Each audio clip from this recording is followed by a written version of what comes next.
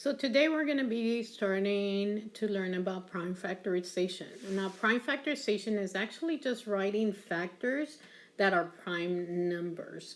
So we're going to talk about prime numbers and composite numbers on the next slides or the next video, but you actually watched a video from Ed Puzzles talking about prime numbers and composite numbers. So make sure that you watch that and you answer the questions and then come to this and watch this video to help you out.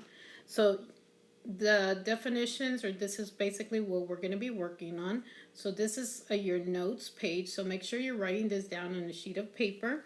Make sure that you're taking very good notes. That way it's going to help you with the other assignments coming up for this coming unit. So let's go ahead and start with filling in the blanks.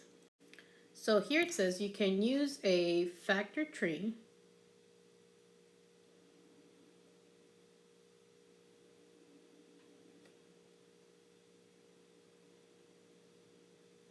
to find the prime factors of any composite number. So this is basically what we're going to be using as our strategy to find all the prime numbers of any given composite number. So make sure you copy those notes on a sheet of paper and fill in the blanks on the assignment.